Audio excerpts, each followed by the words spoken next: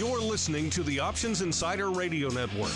For more quality options programs, visit www.theoptionsinsider.com or search for Options Insider Radio Network in your podcast provider of choice. Listeners can also access all of our programming through our mobile app, available in iTunes and on Google Play.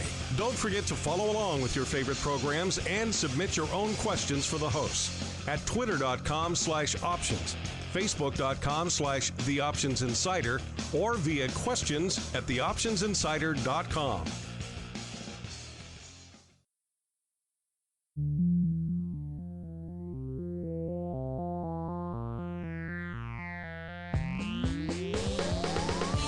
Join us now for the expert source for inside information on the options markets.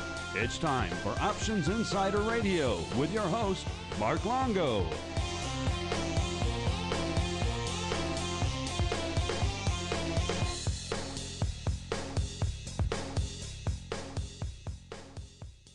All right, everybody. That music means it's time once again for Options Insider Radio, the interview program here on the old network where we welcome on guests from throughout the world of options and derivatives and proceed to pick their brains for the benefit of you, the listener. My name is Mark Longo from theoptionsinsider.com, as well as, of course, from the aforementioned network. You guys know how to get our stuff by now. Of course, you can go deep into our archives going back 11 plus years now. Scary. Hard to believe, but it's been that long.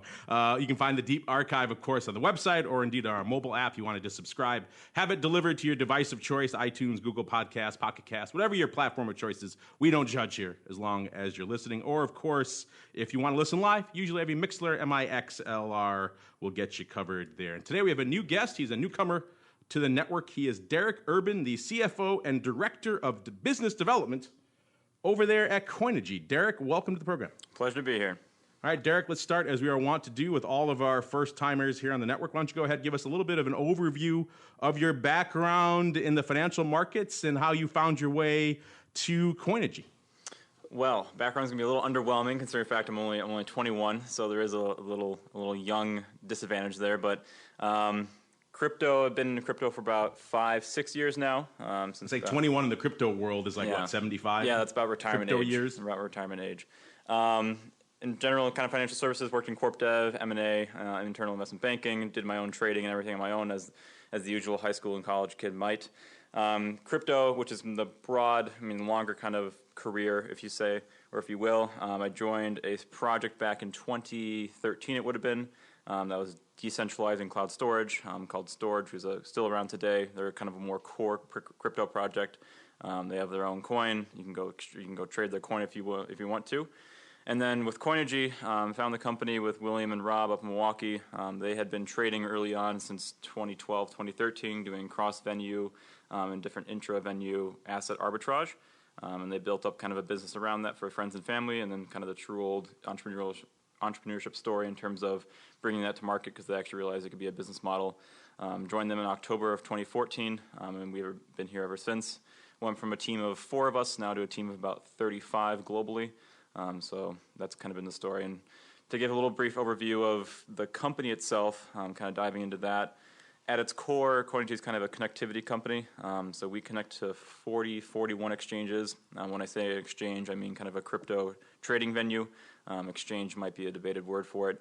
And we connect to about 40 of those around the world on a data basis. So we collect data, we archive data, we commercialize data across 40 exchanges. 20 of those exchanges, we let users actually import their portfolios and their balances so you can kind of track your entire crypto wealth across all exchanges and all platforms, and then offline wallets and cold storage and whatever it might be.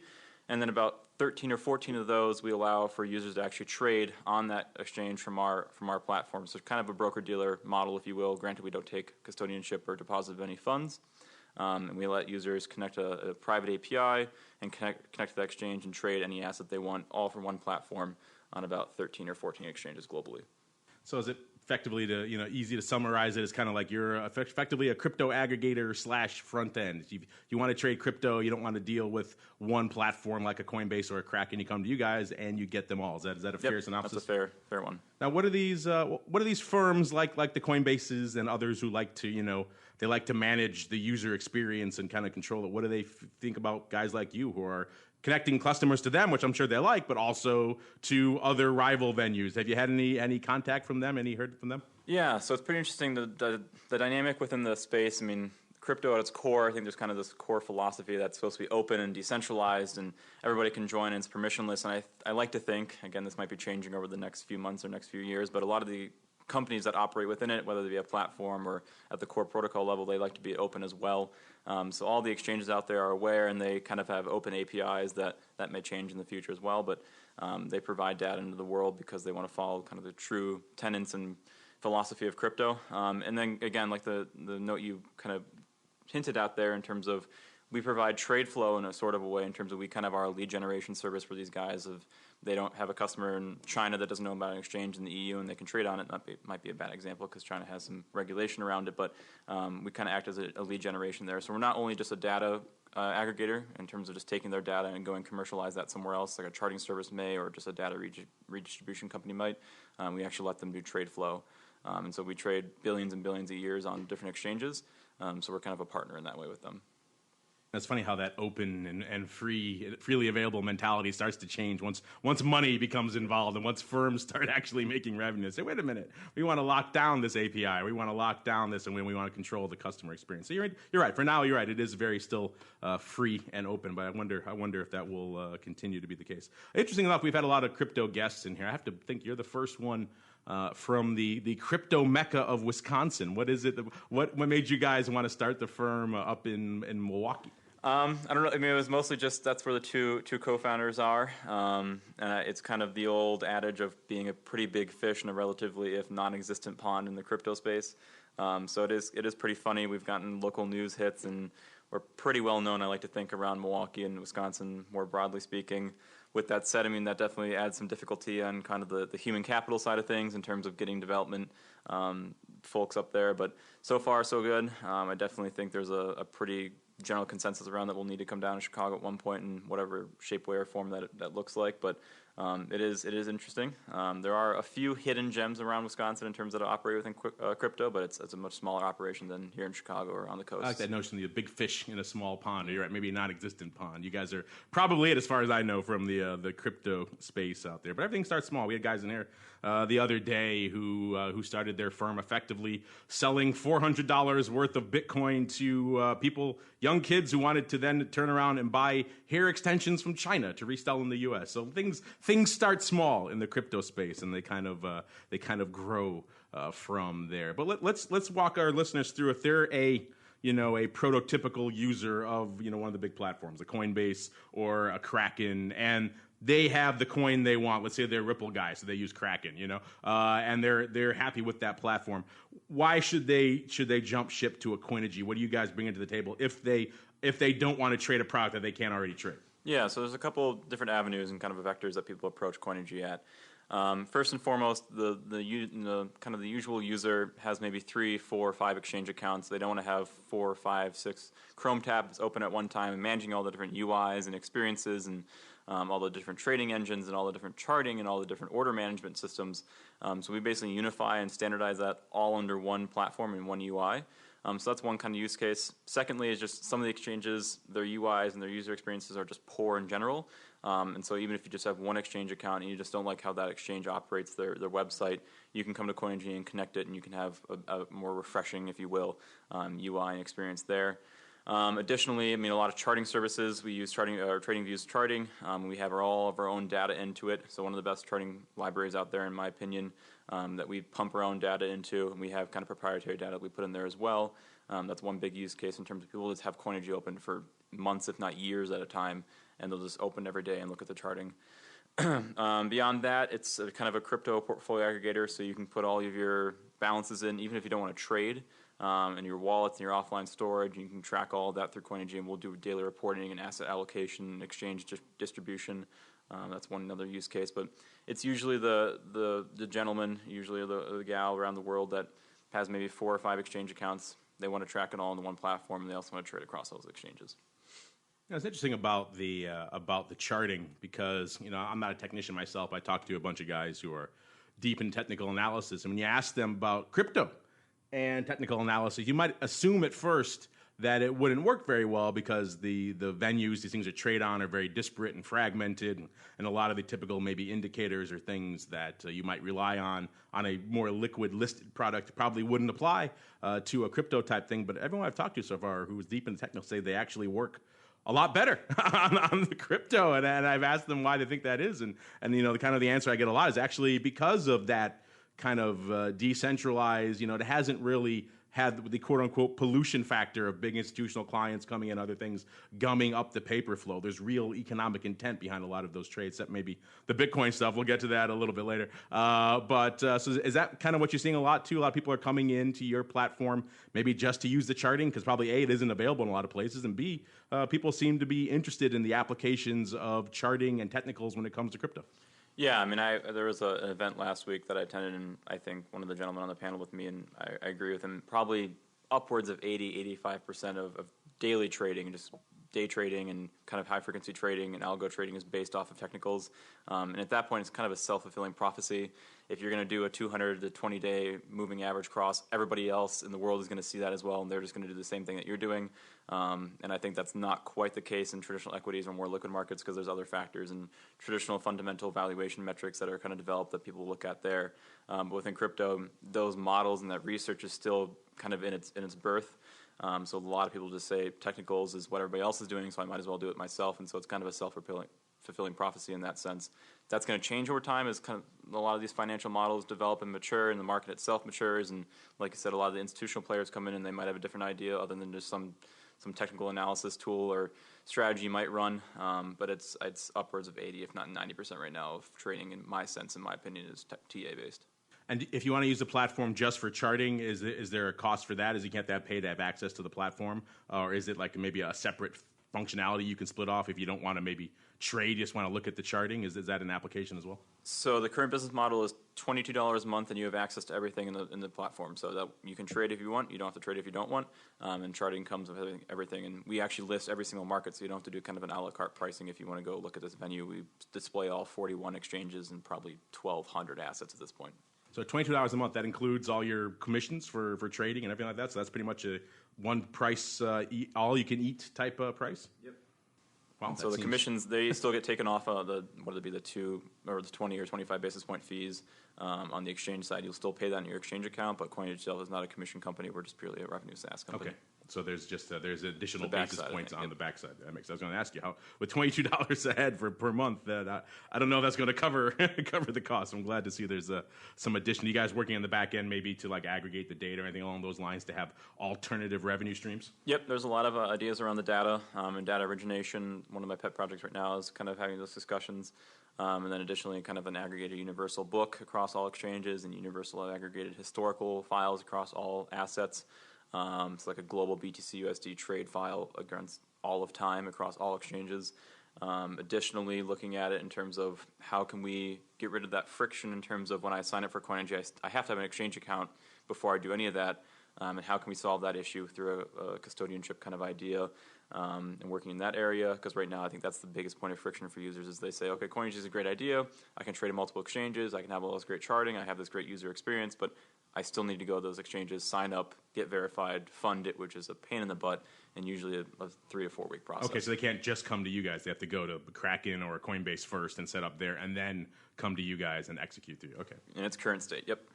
Again, like it speaks to the fragmented nature of the crypto world. One of the big things a lot of the brokers and retail firms in the options and derivative space make money off of is aggregating and selling their order flow. Is that really an option for you guys in the crypto space? Is it something you explore, or is that something that's against the core values of the firm? Yeah, definitely been approached by it a few times in terms of the order flow.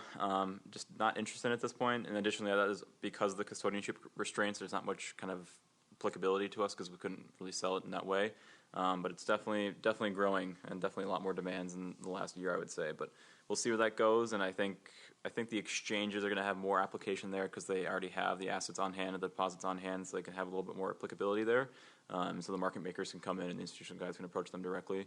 But on our side, since we're mostly a 97% retail shop, it'll take a while for us to get in that space. It's one of those issues where you see kind of the conflict with the core essence spirit of crypto versus the realities of the financial marketplace. And the latter, dictates you probably want to sell your flow. The former, it's kind of against that open, freely accessible spirit if you're taking your customers' flow and selling it all. It's been a very controversial thing in the options world for years, and I'm sure it will continue to be controversial in the crypto space as the space evolves. Now, you mentioned kind of the wallet. That's always an interesting, I think, controversial thing for a lot of people too. Who manages the wallet? What you do with it? Do you guys have the option? It sounds like there, so the client can do it, or you guys will manage it yourselves? And I know you also have some sort of like wallet monitoring service. Walk us through kind of what you guys do on the wallet side, and what is that monitoring service? What does that offer?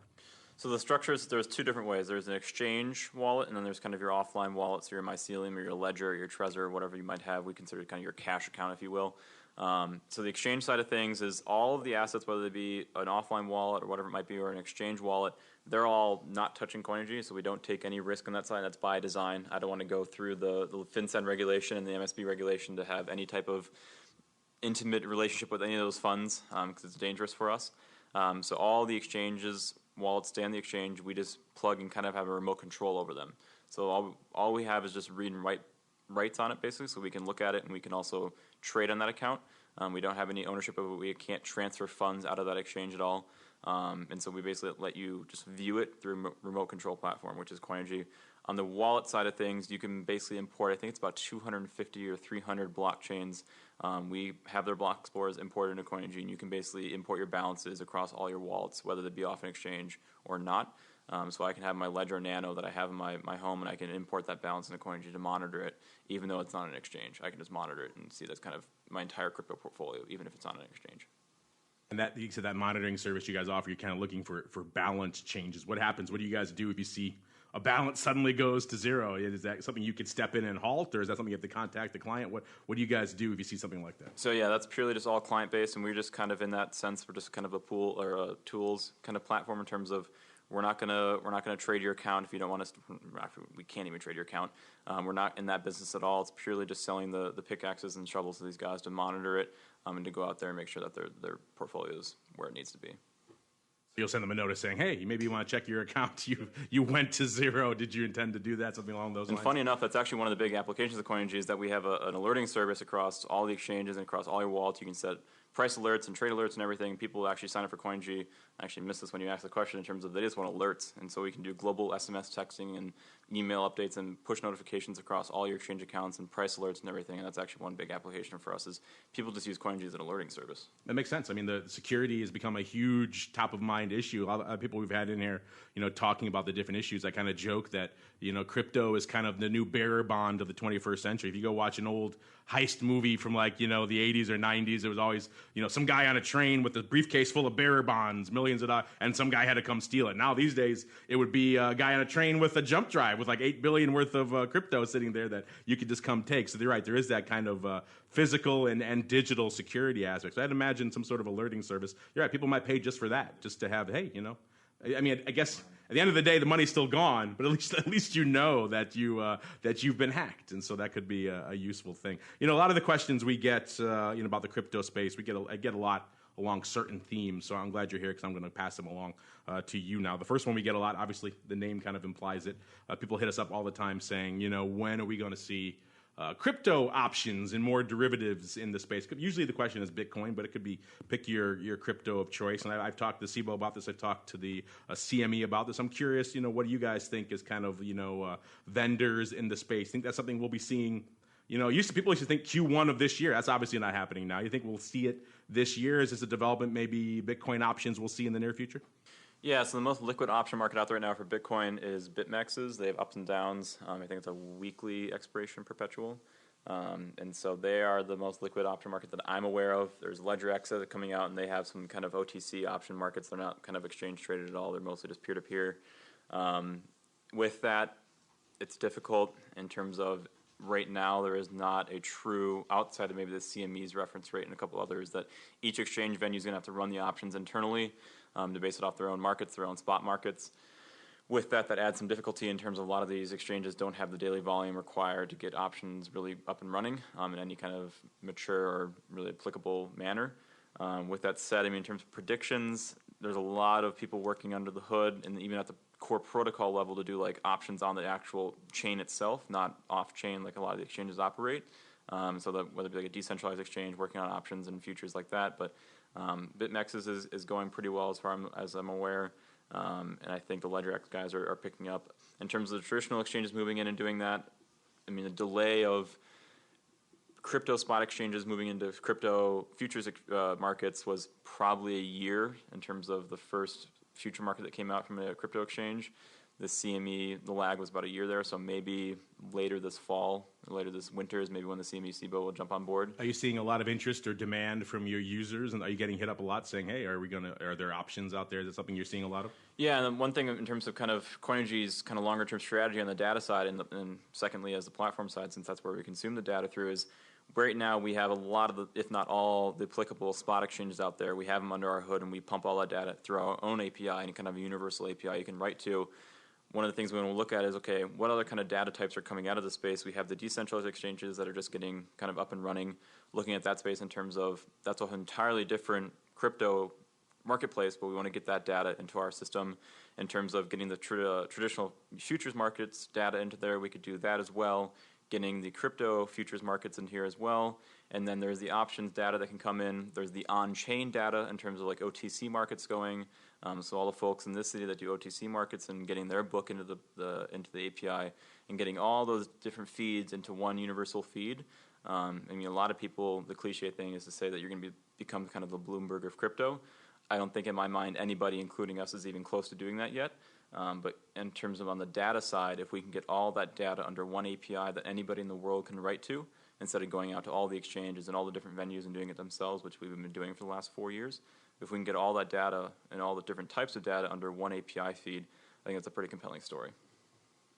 That would certainly ease the process, at the very least. The other big question we're getting a lot these days, I'm sure you guys much more than us because you're knee deep in crypto day in, day out, is all these furor over this Bitcoin manipulation. The same professor who went out and alleged manipulation of the VIX has now gone and done it again. He's jumping from hot product to hot product. This time with Bitcoin, I believe he's alleges that one entity or maybe a couple entities used, I think, another coin called Tether, and use that to prop up and effectively drive Bitcoin up to that level it hit last December right around the 20,000 mark. Have you guys looked into this? I know you guys are doing some research over there. Have you guys looked into this, and what are your thoughts on these allegations? Yeah, we actually wrote a piece on this internally, and we were going to release it, but we didn't end up doing it because it was a little late, and I think kind of the timing there was a little delayed. But one of my colleagues looked at this, and kind of the big report came out in terms of there was this odd order lot size of 75, and it was like 80 or 90% of order sizes was 75 tether to be traded. And they said that's market manipulation, which I'm skeptical of because it could just be a poorly written algo or a bot that's just trading 75 lot size every single time. They just be market making the tether to basically peg it to $1, and that's just the order size they use. I think that's probably what it was. I don't think there's huge manipulation in terms of the Bitfinex guys who are the management of Tether as well. There is some questionable kind of relationships there that I do admit that are a bit odd, but in terms of Tether manipulation, I mean, they were audited last month. Take the audit as you will. All their financials lined up. They were within 1 or 2% of funds AUM that Tether was outstanding. So I think that's a pretty good indicator of kind of truthfulness on their side. And again, all these stable coins, quote unquote, I mean, there's probably a dozen, if not 24 of them out there right now. They're all looking for a way to get stability within crypto. And I think Tether is the longest standing one and is the most liquid one out there. If a market manipulation is going to be because of a lot size of a certain number, I think there's a lot smarter people within crypto that can do a lot better job of actually manipulating the market, and they're not going to use a 75 lot size order type. That was my takeaway as well. It seemed like an odd methodology to do it. It's very identifiable if that was the case. And also maybe you guys know a little bit more about this than I would. Is that something that's even really viable? Is Bitcoin really still that thin that just kind of repeated 75 lots from effectively one entity would be enough to not only prop it up when it was selling off, but also drive it up to that astronomical 20,000 level that hit last year? Is it still that thin? Well, as far as I know, the 75 lot size was just to get Tether to be pegged to $1 USD, and so they had to keep it within the 99 cent and $1 1 cent range, and that's what that lot size was. I think it was just a market maker just making the market there to keep it pegged. In terms of Tether's application, in terms of the run-up of Bitcoin, I don't think it's very applicable because as far as I know, I can go look at this data because it's kind of anecdotal what I'm saying right now, but very vast majority of November to January volume was the USD markets and not the USDT markets. So I don't think a lot of the manipulation in the run-up was caused by Tether or other stablecoins. I think it was mostly just markets and being very illogical and just running the asset up. Tether itself was not a huge portion of that volume and a huge portion of that buying power. So I don't think it was a very big reason for the run-up. But there could be underlying issues with how Tether is operated in terms of how it's outlaid to the exchanges and how people get that. But I think that is going to take a little longer to discover if it's even there. And speaking of research, you guys over there just put out a piece on ICOs, a very interesting, hotly contested side of the crypto market as well. Walk us through some of your research and your findings on the ICO space. Yeah, so we kind of wanted to do kind of a first look at it in terms of ICOs and IPOs, since that's kind of the metaphor people draw and the simulators they draw. And what is the float rate between those, and how do these different things apply in terms of what they're actually used for? So we looked at it in terms of the normal IPO. Again, I don't remember the exact numbers, but let's just say 10% of the shares are outstanding is what their float is. Within ICOs, it's usually 40, 50, 60, 70%, which makes sense because ICOs and the assets that they're trading are supposed to be used as more of a utility and not so much a financial gain security. So they should float more and more of those.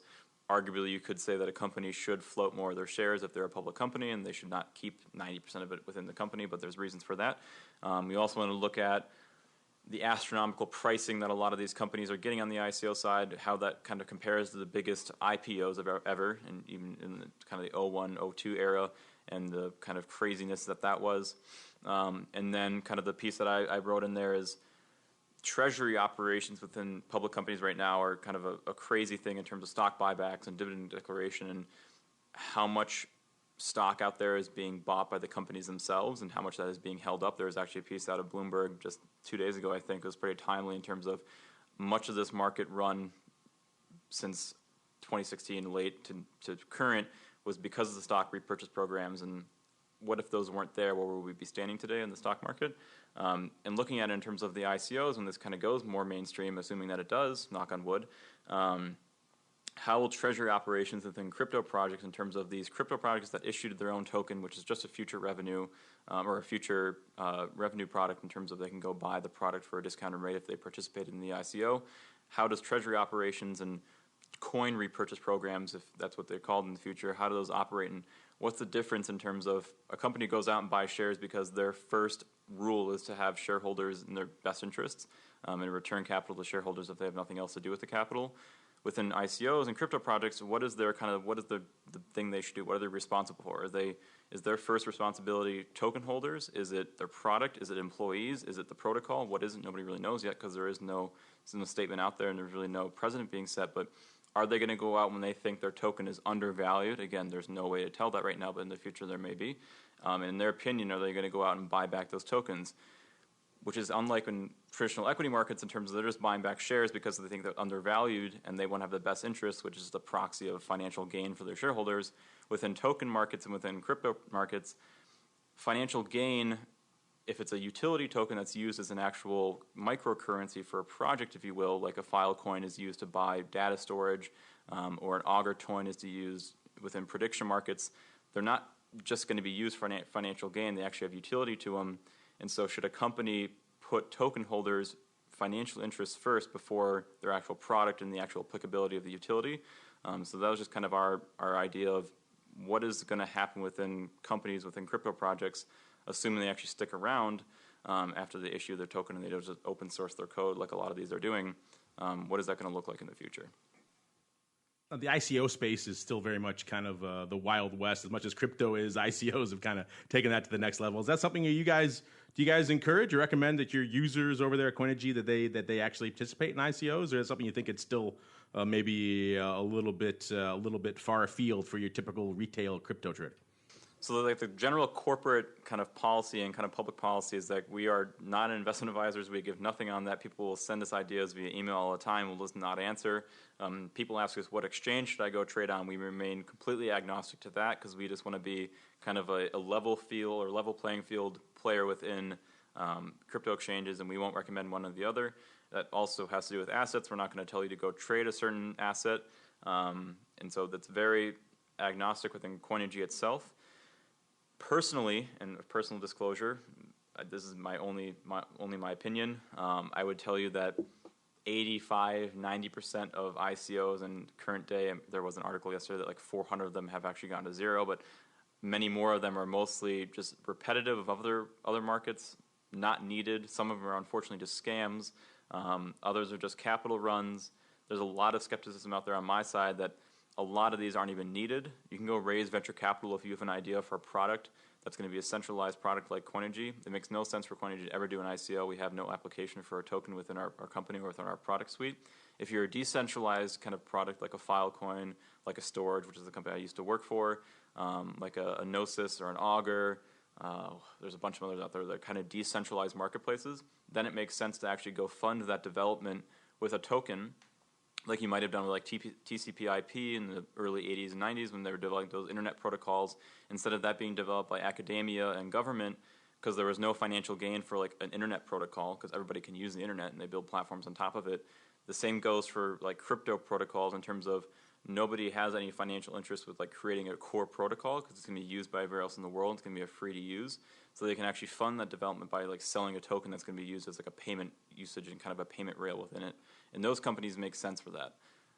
85, like I said, 90% of these companies that are just creating a simple software project and a simple software product, it doesn't make any sense to go raise a token, because not only is it not needed and it's a bad idea, one day it's going to be regulated as a security, and it's going to be very, very bad for all the people that bought it that aren't accredited investors, and the regulation around it's going to be quickly changing.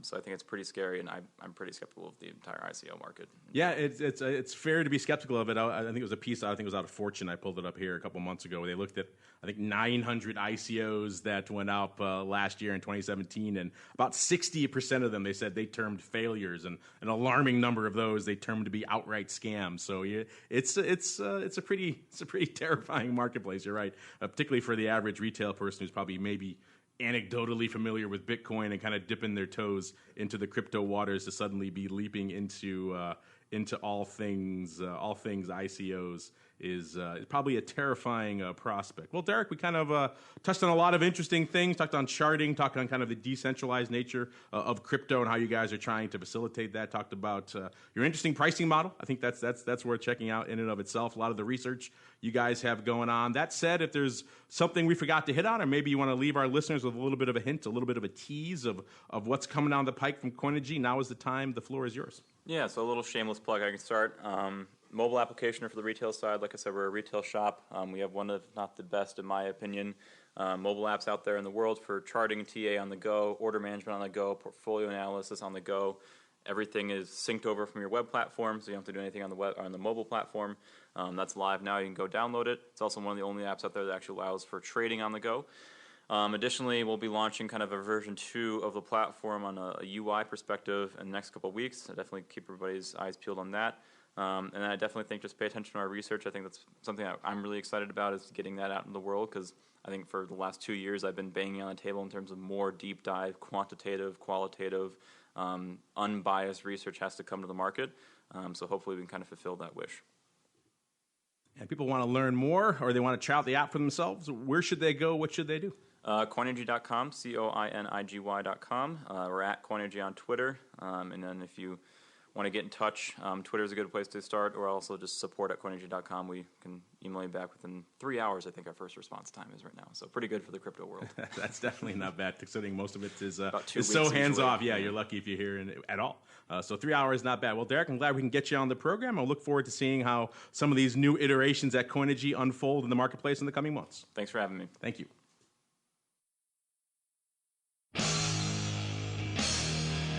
The preceding program was a production of the Options Insider Radio Network. For more quality options programs, visit www.theoptionsinsider.com or search for Options Insider Radio Network in your podcast provider of choice. Listeners can also access all of our programming through our mobile app, available in iTunes and on Google Play. Don't forget to follow along with your favorite programs and submit your own questions for the hosts at twitter.com/options, facebook.com/The Options Insider, or via questions at theoptionsinsider.com.